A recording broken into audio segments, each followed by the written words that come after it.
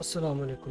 دین کی بات چینل میں خوش آمدید۔ امید کرتا ہوں سب خیر و عافیت سے ہوں گے اور دعا ہے کہ اللہ کریم اپنے حبیب کے صدقے تمام مسلمانوں پر اپنا رحم و کرم فرمائے۔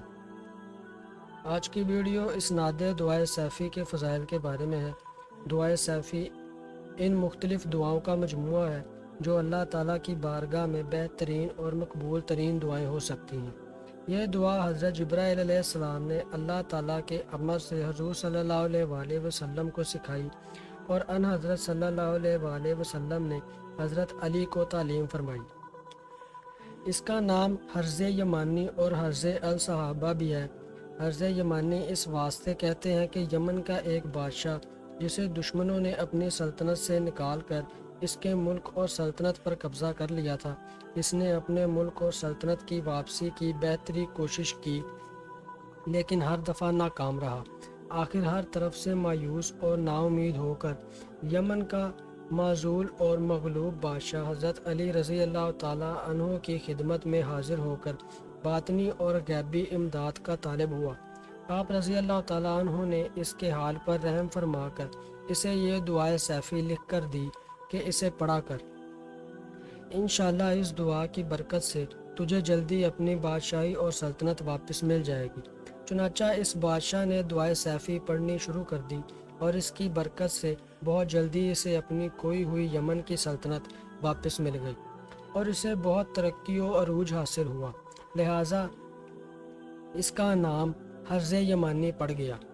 بعد صحابہ، تابعین اور تبع تابعین بلکہ تمام اسلامی دنیا میں اس دعا کا چرچا ہو گیا اور لوگ اس دعا کی برکت سے اپنی مرادوں اور مہموں میں کامیاب ہوتے رہے۔ حضرت پیر محبوب سبحانی حضرت شیخ سید عبد القادر جیلانی قدس اللہ سرہ العزیز نے اس دعا کو بہت پڑھا ہے اور آپ رحمۃ اللہ علیہ اس دعائے سیفی کے پہلے عامل کامل ہوئے ہیں۔ کہتے ہیں کہ ایک روز آپ وضو فرما رہے تھے کہ اوپر ہوا سے ایک چیل نے آپ پر بٹھ کر دی اور آپ کے کرتے کو پلید اور خراب کر دیا، جس پر آپ نے اوپر چیل کی طرف دیکھ کر فرمایا تعاری راسکا، یعنی تیرا سر اڑ گیا۔ اسی وقت چیل کا سر تن سے جدا ہو گیا اور وہ آپ کے سامنے زمین پر تڑپ کر مر گئی۔ اس وقت آپ رونے لگ گئے۔ آپ کے خادم نے جو وضو کر رہا تھا آپ سے عرض کیا کہ جناب کیا ہوا؟ ایک موذی مردار پرندہ ہلاک ہو گیا، اس کے لیے آپ رو رہے ہیں۔ اس پر آپ نے فرمایا کہ میں اس چیل کے لیے نہیں رو رہا، بلکہ میں اس لیے رو رہا ہوں کہ میں نے دعائے سیفی اتنی پڑھی ہے کہ میری زبان، میرا ہاتھ، میرا خیال، میری توجہ اور میری نگاہ، بلکہ میرا سب کچھ سیف الرحمان یعنی اللہ تعالیٰ کے امر کی ننگی تلوار ہو گئی ہے۔ اللہ تعالیٰ کے امر اور کن کی یہ ننگی تلوار قیامت تک آسمان اور زمین کے درمیان لٹکی رہے گی۔ چنانچہ آپ نے وہ کرتا اتار کر ایک مسکین کو بطور فدیہ دے دیا اور فرمایا ھذا بھذا، یعنی یہ اس چیل کی جان کا فدیہ ہے، اور نیا کرتا منگوا کر زیب تن فرما لیا۔ تمام دعوتوں اور خصوصاً اس دعا سیفی کے عمل کی کلید اور کنجی حضرت پیر محبوب سبحانی قدس سرہ کے حضور سے طالبان دعوت کو عطا ہوتی ہے۔ خاندان قادری میں اس دعا سیفی کا بڑا عمل چلا آ رہا ہے۔ چنانچہ حضرت سلطان العارفین حضرت سلطان باہو رحمۃ اللہ علیہ اپنی کتابوں میں فرماتے ہیں کہ زبان اہل دعوت ہرگز سیف الرحمان نہ گرو دتا آن کا دعا سیفی نزد قبر اولیاء اللہ ناخواند، یعنی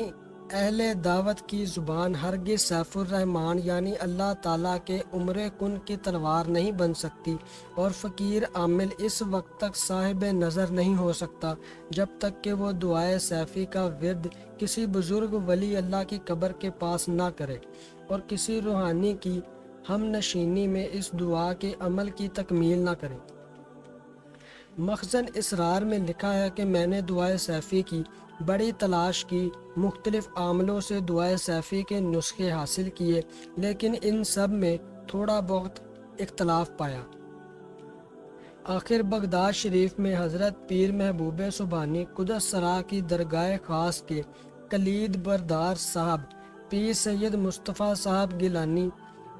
رزاقی کی جانب سے ایک اصلی اور پرانا قلمی نسخہ ہاتھ لگا جو آپ نے کمال شفقت اور مرحمت سے اس فقیر کو اپنے پرانے حضرت محبوب سبحانی پیر صاحب قدس سرا کے زمانے کی جدی قلمی بیاض سے نکال کر عنایت فرمایا، اور ساتھ ہی ارشاد فرمایا کہ دعائے سیفی کا یہ وہ اصلی اور صحیح نسخہ ہے جو حضرت علی کرم اللہ وجہ کے دستے مبارک کے لکھے ہوئے دعائے سیفی اور حرز یمانی سے نقل کیا گیا ہے،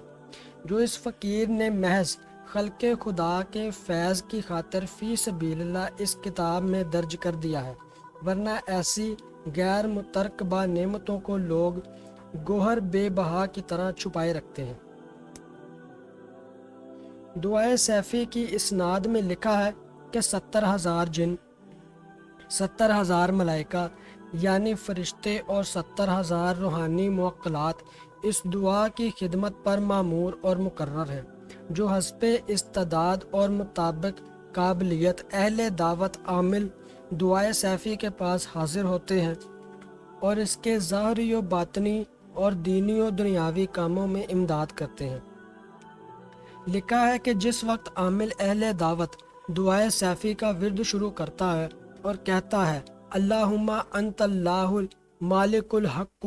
تو ان تمام موکلات علوی اور سلفی میں اس طرح ہے جان اور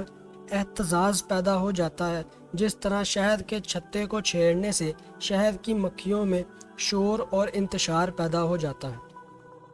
اور جس قدر عامل اہل دعوت کے پڑھنے میں باطنی قوت اور کشش ہوتی ہے،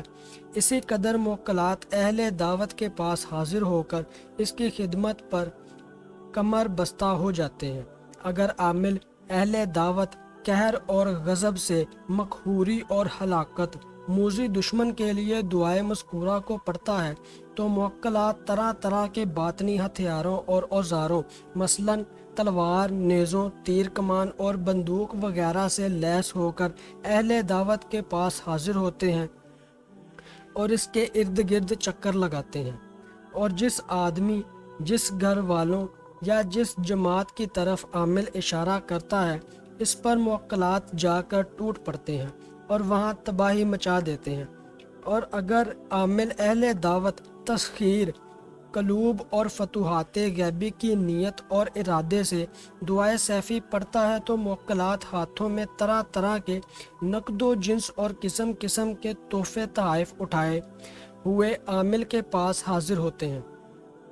اور اس کے پیش ہوتے ہیں، اور اگر کسی ایک محبوب و مطلوب کی تسخیر اور محبت کے لیے پڑھتا ہے تو موکلات اسی محبوب و مطلوب کو زنجیر تسخیر میں جکڑ کر حاضر کر دیتے ہیں اور عامل اہل دعوت کے تابع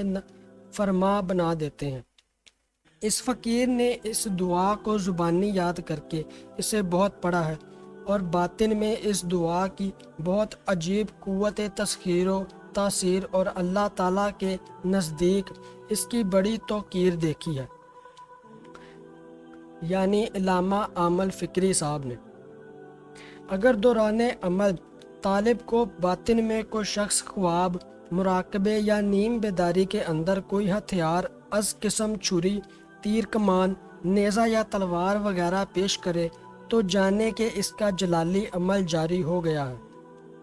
اور اگر آئینہ پیش کرے تو یہ عمل جمالی کے اجراء کی علامت ہے۔ اس کے پڑھنے کا سب سے آسان طریقہ یہ ہے کہ صبح کی نماز کے بعد ایک دفعہ سورہ یاسین پڑھ کر دعائے سیفی ایک دفعہ روزانہ پڑھے۔ اس دعا کے اندر بعض خاص مقامات ہیں، وہاں عامل کو حسب مدعا اشارہ کرنا پڑتا ہے، مثلاً بعض دعائیں محبت و تسخیر کے لیے، بعض ہلاکت و مقہوری دشمن کے لیے اور بعض دیگر حاجات کے لیے مخصوص ہیں۔ عامل اس مقام پر اپنے مدعا کے مطابق اشارہ کرے۔ اگر دعائے سیفی پڑھنے سے